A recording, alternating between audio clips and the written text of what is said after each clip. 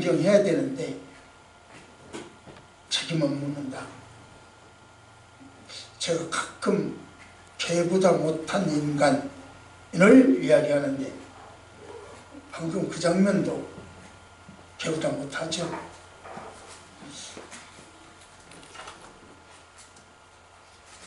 우리 인간들이 못한 경우가 참 많아요. 짐승보다 못한 경우가.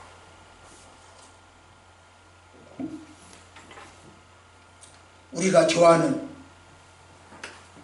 치킨, 닭. 인간이 닭보다 나은가?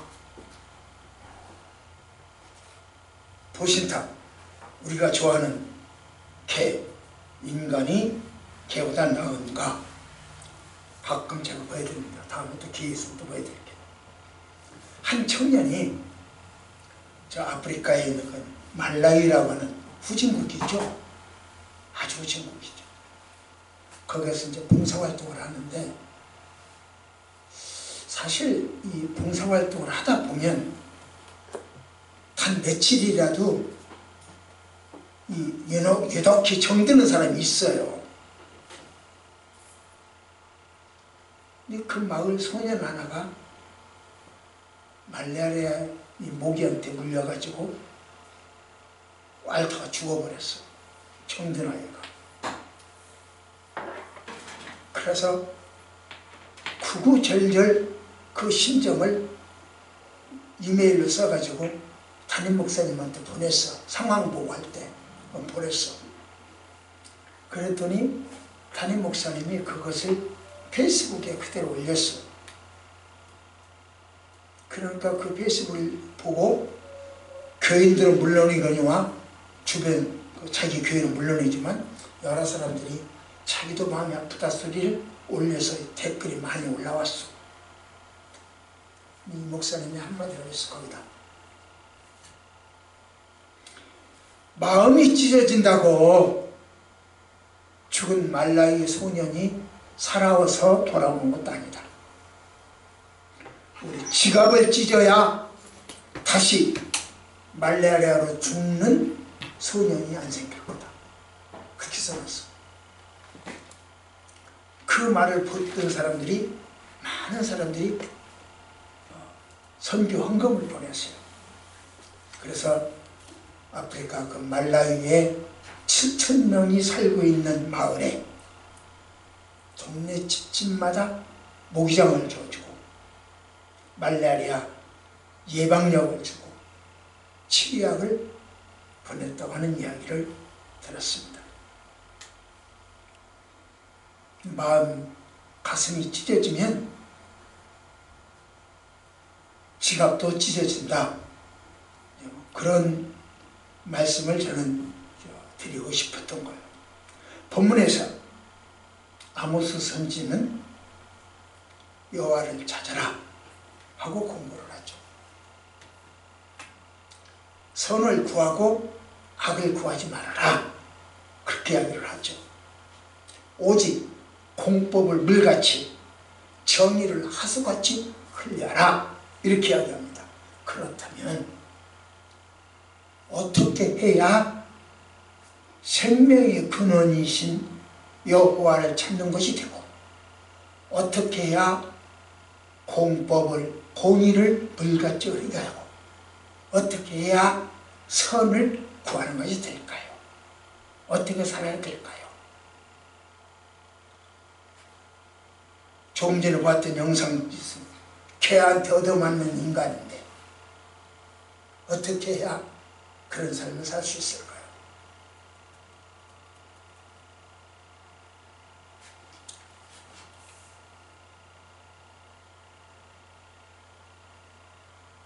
어떻게 해야 될까?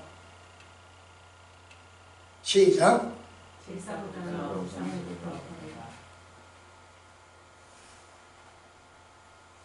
제사보다 우상부터 버려야 돼. 제사는 예배요. 예배부터 우상부터. 우리는 신앙생활에서 예배가 최우선으로 알고 있죠. 그래서 예배 드리고 가라, 예배 드리고 와라. 그 전에 안승현 청년이 우리 교회를 나올 때가 있었어요.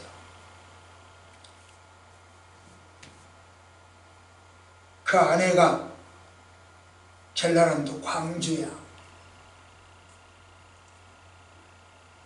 토요일날 내려가서 근무를 하니까 토요일날 내려가서 전라남도 광주에 있는 아내를 만나고 김제에 있는 부모님을 만나고 그리고 교회 올라니까 바빠. 그래서 시간 맞추려고 최대한 노력해서 교회를 안 빠지려고 노력을 했어요. 그렇게 돌아다니다 그 인사를 하고 다니면서도 하다못해 오후 예배라도 참석을 하려고 애를 썼어요. 미처 시간을 못 맞추면 나 지금 어디 왔는데 길이 너무 막혀오고 전화를 와줬어.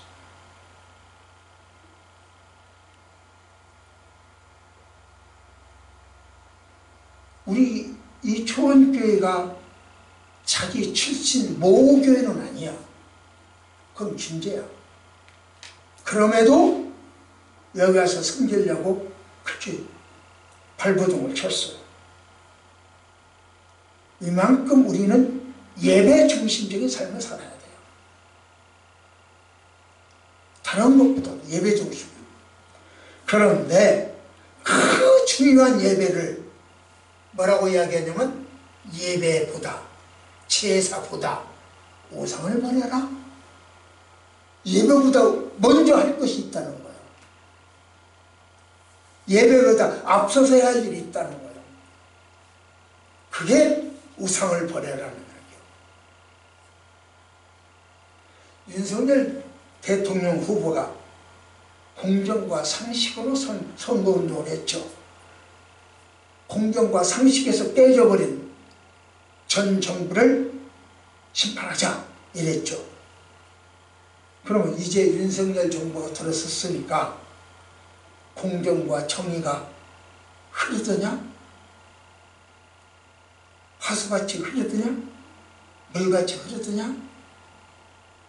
사람마다 시각의 차이는 있겠지만 고개를 갸우뚱하는 사람도 있겠죠. 그러기에 바울은 이렇게 말합니다. 시작.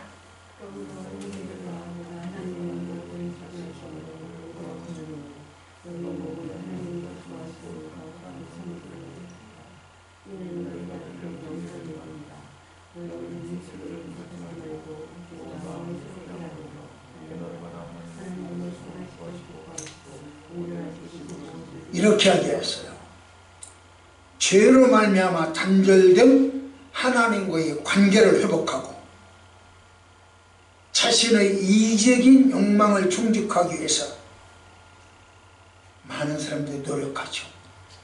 그런 현세적이고 인본주의적인 삶을 버려라. 현세에 만족하는 삶을 버려라. 인본주의적인 삶을 버려라. 이렇게 이야기합니다. 그리고 신분주의적으로 살아요. 돈 있는 사람들은 하나님 섬기기가 참 어렵다고 그랬죠. 그래서 부자가 천국 가는 것이 어렵다고 그랬죠. 돈 있는 사람들은 아쉬움이 없기 때문에 기도를 안 합니다. 돈 있는 사람들은 아쉬움이 없기 때문에 교회는 시간 때우기만 하고 나가버립니다. 살 틈을로 사는 거 나가버려요. 형식이요. 의식이요. 그러니까 그걸 버려라 이렇게 하게요. 그래야 하나님의 사람이 될 수 있다 이렇게 하게요.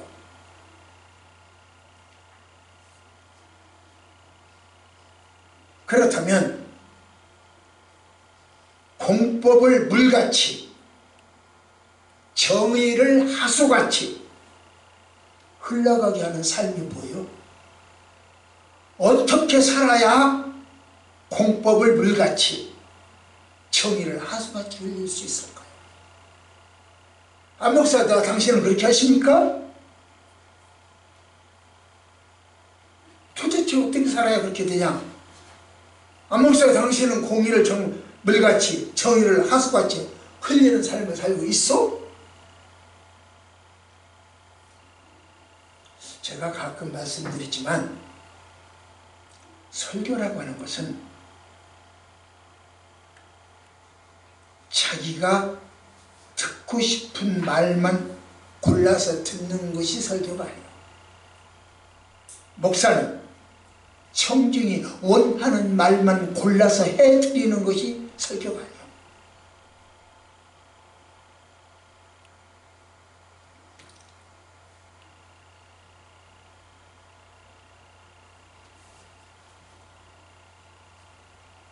그런 설교라면 문화센터에 가야 돼요. 교양 강좌에 가야 돼요. 노인정 여성위원회 가야 돼요. 거기 가면 그렇게 해요. 듣고 싶은 이야기를 들을 수 있고 내가 듣고 싶은 말만 들으면 돼요. 그래야 교회에서 설교를 하는 거예요. 오늘 본문도 사실 이 목사로서 설교하기가 참 힘든 부분이에요. 교회에서 선포되는 설교는요, 교훈적, 이래라, 이러면 안 된다, 교훈적인 설교도 있고, 신학적으로 이것은 이렇습니다 라고 하는 신학적인 설교도 있고, 감성적으로 엉덩이 들썩거리고 어깨 춤추게 하는, 눈물 찔끔 나게 하는 그런 설교도 있고, 다양한 부류의 설교를 할 수 있습니다. 그러므로 설교라고 하는 것은 자기가 듣고 싶은 것을 골라서 듣는 것이 아니에요. 하나님의 말씀이니까 내 마음에 맞지 않아도 아멘 해야 돼요. 왜? 하나님의 말씀은 대언이니까. 지난주 말씀드린 기억이 있습니다. 저는 육순잔치, 칠순잔치를 하지 않았다고 했죠. 만일 하나님은 80까지 살려준다면 8순잔치도 하지 않을 생각입니다. 그 돈으로 네팔 선교를 위해서 법인을 구성하고 싶다. 거기에 붙고 싶다. 그런 이야기입니다. 그래서 네팔 선교가 지속될 수 있도록 하고 싶다.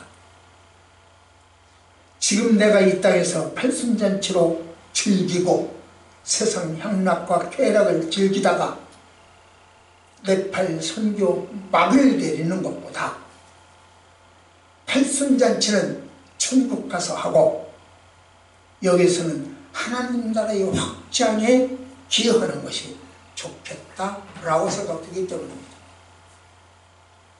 그런데 만일 팔순잔치도 하고 법인체도 할 수 있다면, 가능하다면 어떡할까요?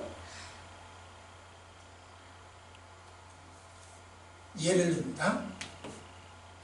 우리 아이들이 신라호텔 연회장을 예약하고 일가 팀지들을 초청하고 국악단을 공연을 하고 그런 즐거운 연회장을 만들었다고 가정합시다. 저는 어떻게 해야 될까요? 야, 6순도 안 했어, 7순도 안 했어, 무슨 8순이냐? 하고 넘어가야 할까요? 아니면 야, 그 돈 있으면 네팔 선교를 쓰겠다. 그러고 연회장에 가지 아니할까요? 여러분들은 뭐라고 조언하시겠습니까? 이와 비슷한 상황이 오늘 본문이요. 우리는 오늘 본문이 그와 비슷해요. 우리는요, 한민족이라고 하는 정체성이 있어요. 유대인들에게도 그들만의 정체성이 있어요.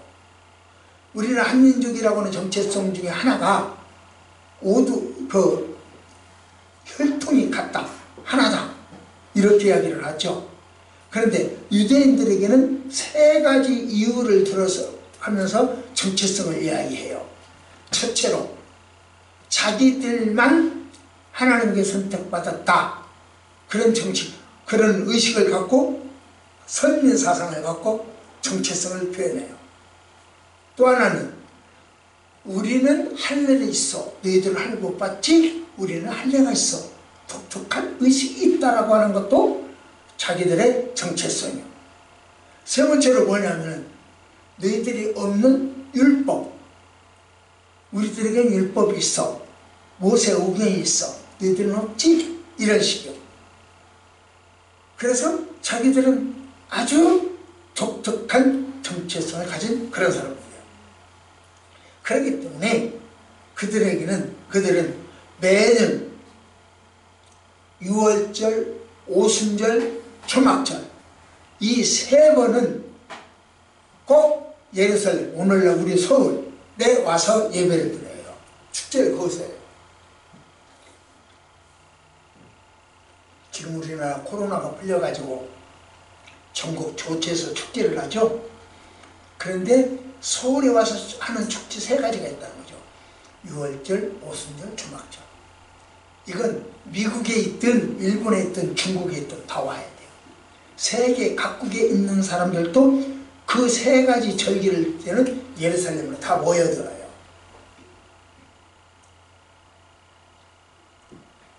그게 그들의 정체성이에요. 그렇기 때문에 예루살렘 사람들이 꽉 찼죠. 그러니까 그때 예수님을 죽이면 안 되기 때문에 반란이 일어나기 때문에 밀란이 일어나기 때문에 죽이지 말자 그래요. 그리고 이번 이런 잔치 분위기가 있는데 사람 죽이면 좋겠냐? 그러지 말자. 바리새인과 서기관들은 그렇게 해요. 그만큼 이 유월절 절기가 귀중했어요. 뜻깊고 의미가 있고 즐겁고 참 좋은 그런 데요. 그런데도 그렇게 귀한 정체성을 가진 유월절인데도, 그런 절기인데도, 유월절, 오순절, 초막절인데도 하나님은 뭐라고 하실 건가요? 그들이 그렇게 지키는데 하나님 뭐라고 한번 들어볼까요? 시작.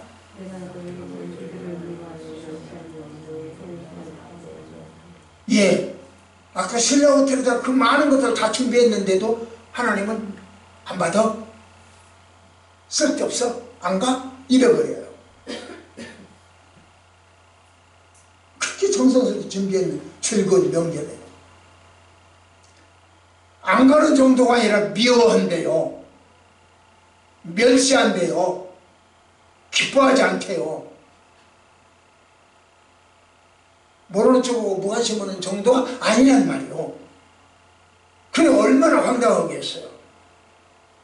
내가 우리 애들이 신라 호텔에다 그렇게 준비를 해놨을 때 내가 이런 식으로 이야기해봐요. 얼마나 황당하겠어요. 오늘 내가 그 예화가 비슷한 거예요. 상황이. 하나님이 단단히 화가 난 모양이요. 왜 이렇게 화가 났을까? 어떻게 해야 하나님이 이 화가 풀릴 수 있을까? 그게 오늘의 주제예요.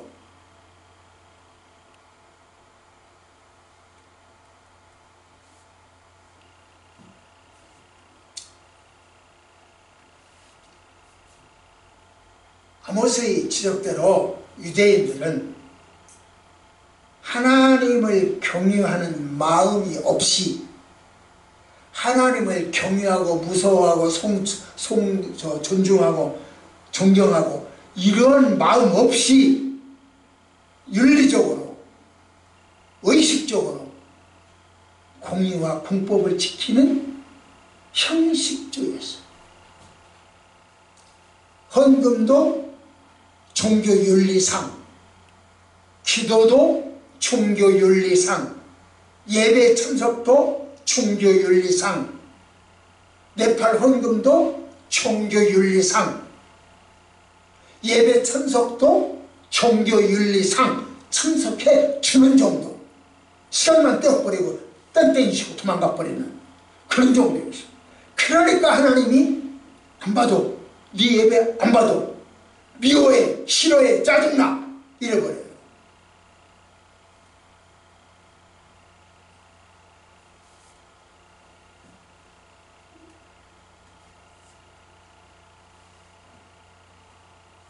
그들은요 하나님을 섬긴다고 했지만, 그런 의식을 가졌지만 참 예배 드리는 의식은 참 경건돼요. 천주교 의식이 경건되죠. 유대인 의식이 그래요. 저도 가끔 유대 예배를 참석을 하는데 그래요. 그러는데 실제로는 식구시라고 하는 신을 섬기는 것과 똑같아요. 기이은이라고 하는 별신을 섬기는 것, 별신, 하늘 별이 있죠, 하늘 별. 그 별신을 섬기는 우상숭배와 똑같아요. 그러면서도 나는 예배드렸어. 그러므로 하나님이 나를 사랑하고 도우실 거야. 이렇게 하기로 했어요. 하나님이 나를 구원하시고 나를 보호하시고 나를 인도하실 거야. 이렇게 지금도 유대인들은 지금도 그래요. 유대인들은 그렇게 하고 있어요. 예수님 와서 그건 아니다라고 2000년에 와서 해줬지만 지금도 그들은 그렇게 해요. 그러니까 그 모습을 보고 오늘 본문 아모스가 하는 소리가, 야, 출애굽 1세대가 출애굽에서 20살 이상 1세대라고요. 그 20살 이하는 2세대라고 하고, 출애굽 1세대가 광야에서 다 죽었지, 가나안 못 들어갔지, 애굽에서 나오기는 했지만 가나안은 못 들어갔어. 부끄러운 구원이요. 나오기는 했지만 들어가지를 못했어. 부끄러운 구원이요. 그렇게 이야기를 했지. 너희들이 그것처럼 포로될 거야. 징계받아서 포로될 거야. 이렇게 이야기합니다. 그게 오늘 이야기요. 왜냐하면 이스라엘 절기를 지키는 것도 우상 숭배의 일환이지 하나님을 경외하는 것이 아니라는 거죠. 예배 드리는 것이 시간 때우기고 종교 의식이고 문화 형식적이지 예배가 하나님을 존경하고 공경하는 예배가 아니라는 거죠. 그러니까 너 포로될 거야. 이렇게 이야기합니다. 그들은 하나님의 보호를 믿었지만 헛것이었죠. 혹시, 아주 혹시 오늘날 우리의 예배가 그러지 않을는지, 그럼 안 그래, 나는 얼마나 신령과 진정으로 예배한다고 하고 나부터 그렇게 자부를 합니다. 그러나 보십시오. 우리가 드리는 예배 하나님이 다 받으시는가 보십시오. 지난번에도 예를 들었어요. 8월 21일 줌으로 예배를 드렸죠. 그 예배를 위해서 31장의 PPT까지 준비를 했죠. 열심히 준비하지 않았습니까? 최선을 다하지 않았습니까? 그럼에도 불구하고 하나님은 그 예배를 안 받으셨죠. 그래서 예배하는 도중에 설교하다가 기절해버리고 쓰러지게 하고 일부러 병원에 가게 하고 예배가 중단되어 버렸죠. 하나님은 그 예배를 안 받았다니까요. 그러면 나는 예배를 항상 받는 예배만 드리냐는 거죠. 자부하지 마세요. 종교적 교만에 갖지 마세요. 오늘 또 하나님이 내 예배를 받아주신 것 감사하다 그래야 되는 거예요. 오늘 또 하나님이 내 헌금 받아주신 것 감사하다 그래야 돼요. 안 받는 건가요?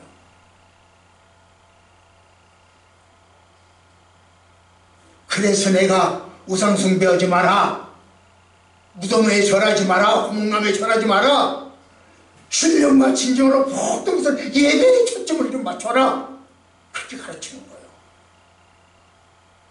그걸 못 가르치면 아마 나를 하나님이 죽여버릴 거예요.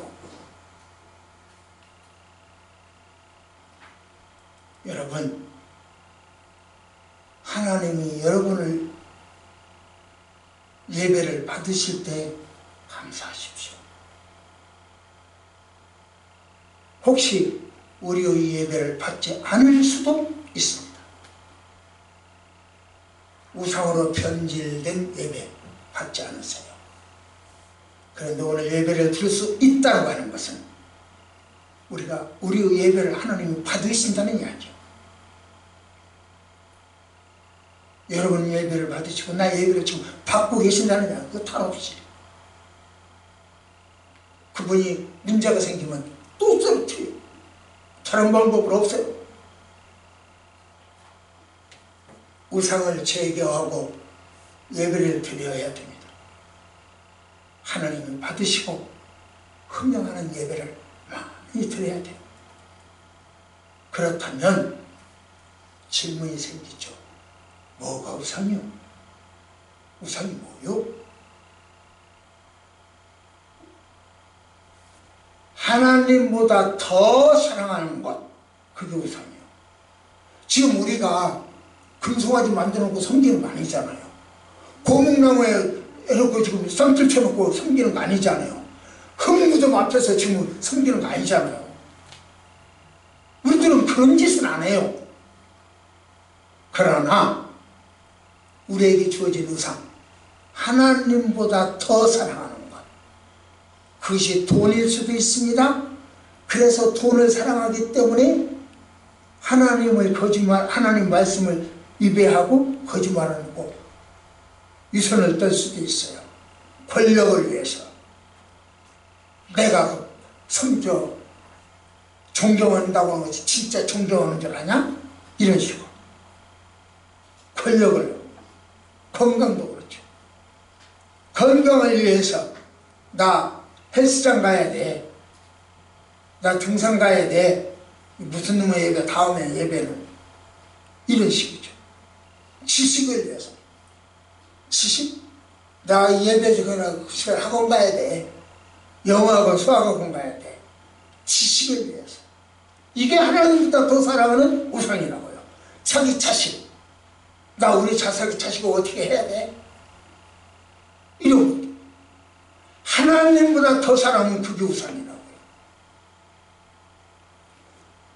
예배는 이 우상부터 제거해라. 그리고 예배를 드려라. 유대인들 이야기하면 십부, 별신을 제거해라. 바알과 아세라상을 제거해라. 그런 이야기가 되겠습니다. 그렇다면 우상을 제거하는 방법이 뭐요? 어떻게 해야 우상을 제거할까요? 하나님께서 말씀을 통해 알려주세요.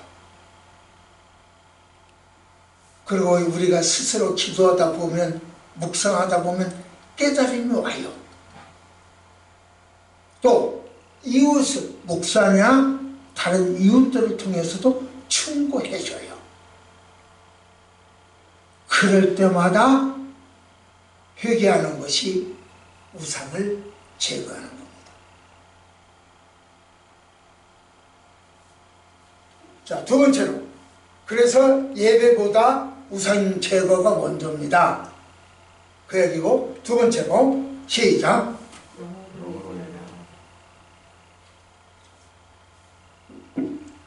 이제 우상을 제거했으면 예배는 어떻게 할 거냐? 영으로 드려라. 다윗이 블레셋으로 도망간 적이 있잖아요. 그래가지고 그 전쟁이 났어, 그때. 그러니까 다윗이 가서 그 블레셋 왕한테 그럽니다. 나 좀 같이 나가서 싸우게 해주쇼. 그랬더니 블레셋 방백 그 장군들이 싫어해요. 만일 다윗이 블레셋 싸움때 전장에 나가가지고 우리들을 죽이고 상대편으로 도망가 버리면 어떻게 보겠소? 화해를 할 거 아니오. 어떻게 해서 같이 못 가요. 반대로 해서 못 갑니다. 이 이야기 중에 여러 가지가 있지만 그 중에 하나, 저들은 맺혀진 원한이 있다 하더라도 선물을 주면 해결이 돼.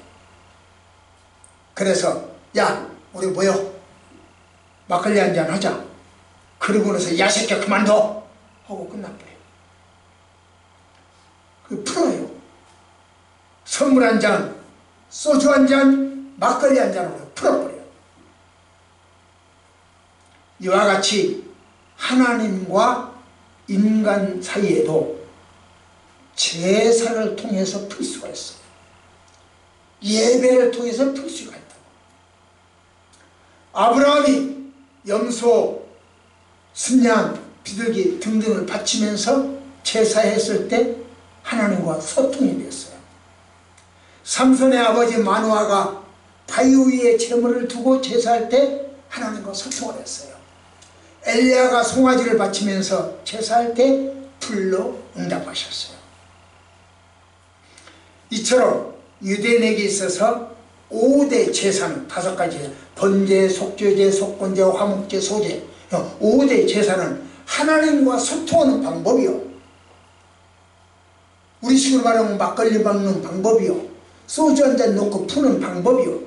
그래서 유대인들은 5대 제사를 통해서 풀었다 그 말이에요.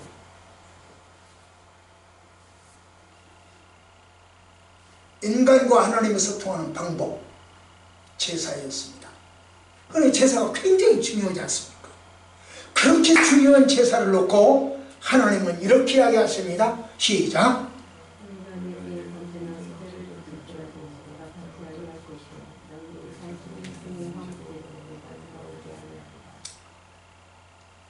안 받는데요. 쳐다도 안 본대요.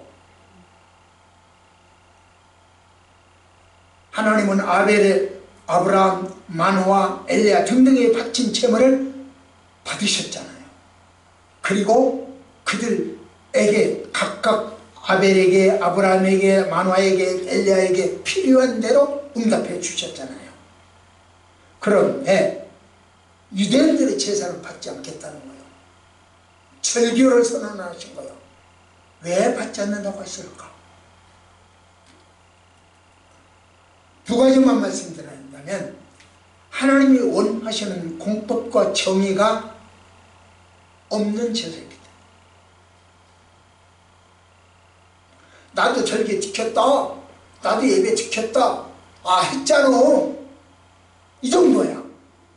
형식이야, 외형이야.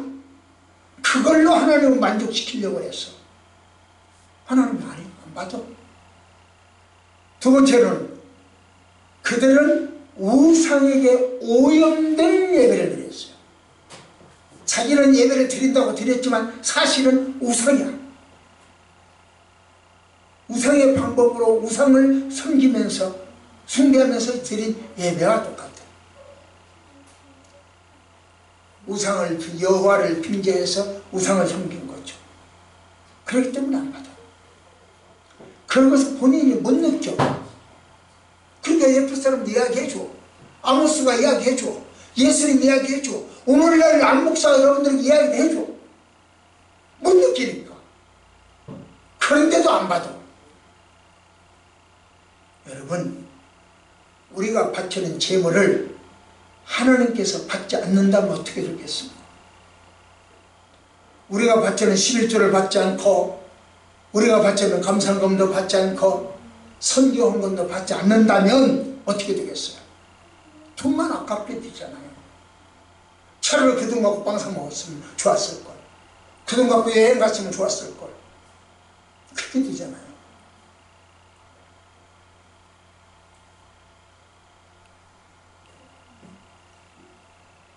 요번에 네팔에 가려고 비행기표가 230만 원이래요. 다음 달에 100만 원, 110만 원 뭐 이랬는데, 에이 안 가고 싶어. 안 가면 얼마나 돈이 절약되는데. 그럼에도 우리의 예배와 우리의 헌신과 우리의 헌금을 받아주시는 것만도 감사해서 가야 되죠. 하나님이 받으실 때 많이 열심히 바치고 합시다. 이것이 바로 영으로 드리는 예배입니다. 마지막 세 번째입니다. 시작. 심령으로 찬양하라. 여러분은 등산을 좋아하시는지요? 저는 우리 권사님 기도에 힘입어서 참 건강합니다. 날로 건강해집니다. 그래서 한라산도, 지리산도, 설악산도, 오대산도, 치악산도, 높고 낮은 산들 여러 번 정복을 했어요. 내일 또 설악산 백천공에 갈 생각입니다. 산행을 할 때는 조용히 침묵하고 묵상하면서 설교를 구상하고 시를 구상하고 말씀을 암송하고 그럴 경우도 있고, 때로는 흥겨워서 콧노래를 부를 때도 있고, 때로는 성경 듣기에 취해가지고 혼자 말씀에 푹 켜져가면서 찬양을 하는 것을 좋아합니다. 그런데 오늘 본문에서는 이렇게 이야기합니다. 볼까요? 시작.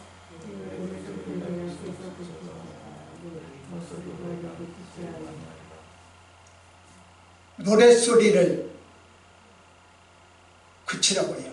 콧노래 부르지 마, 찬송하지 마, 피아노치지 마, 이렇게 여기요. 듣기 싫어, 안 들어, 시끄러워, 이렇게 이야기해요.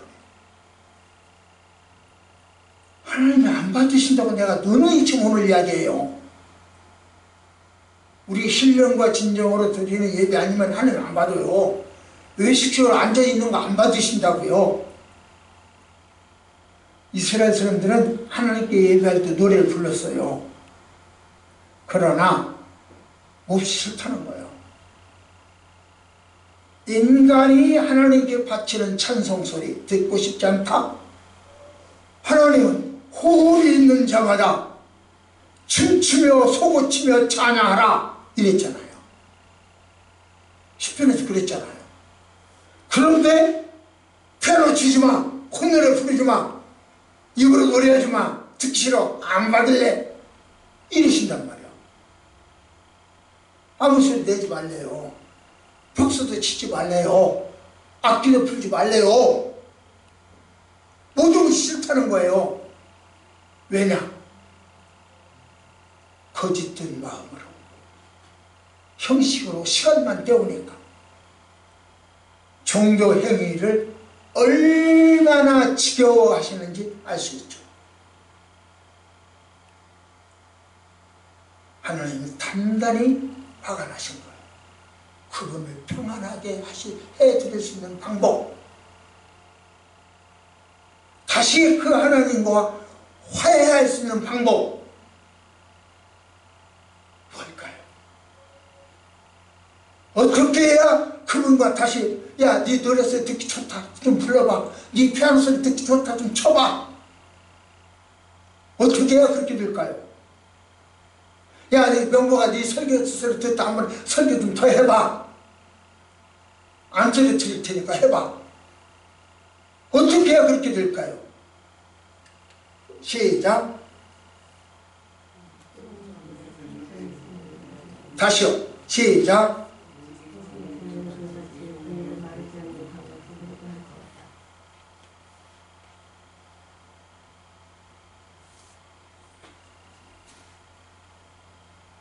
자, 여기 한번 읽어봅시다. 시작.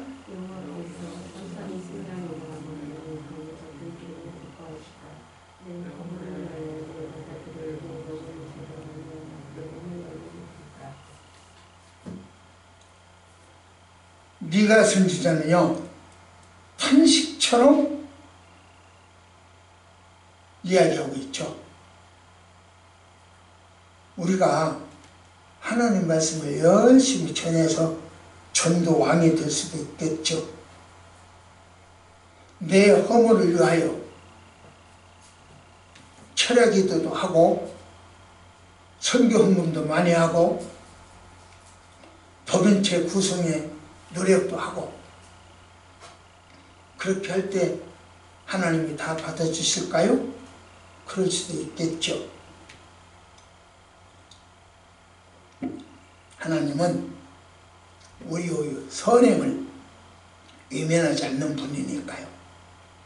하지만 그런 행위가 다는 아니라는 거죠. 그것은요, 행위는 구원받은 사람이라면 누구든지 반드시 해야 할 일에 불과하다, 그런 이야기예요. 하나님은 그런 행위보다 더 먼저 해야 할 것이 뭐냐? 심령의 변화라는 거예요. 우리의 심령의 변화가 먼저지 그런 행위가 먼저는 외식과 형식과 의식이 먼저가 아니라는 거예요.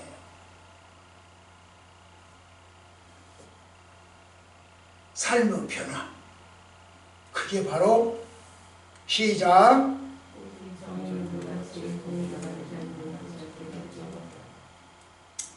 이거요. 우리 삶에 정의와 공의가 흘러야 합니다. 이것이 심령의 찬양이요. 말씀을 맺겠습니다.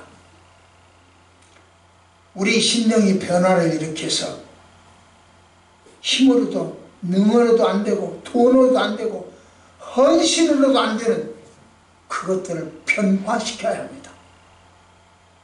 우리 심령의 변화를 받아서 오직 정의와 공의로만이 해결될 수 있어요.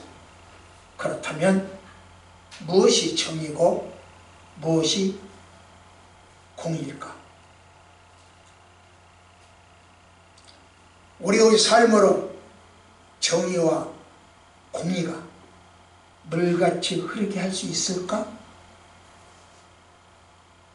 있다면 그 방법이 뭘까? 오늘 본문에서 이야기합니다. 우상을 버려라. 하나님보다 더 사랑하는 것을 버려라. 영으로 예배해라. 심령으로 찬양해라. 그리하면 정의와 공의가 흘러가는 세상을 너희들이 만들 수 있다. 이렇게 이야기합니다. 오늘은 정의와 공의를 위하여 영으로 우상을 버리고 영으로 예배하고 심령으로 찬양하는 우리 성도들이 되어주시기를 축복합니다. 기도하십시다. 하나님 아버지, 우리들 남달리 하나님께 헌신 많이 하고 찬양 많이 하고 기도 많이 하는 사람들이라고 하는 것을 주님은 아실 줄 믿습니다.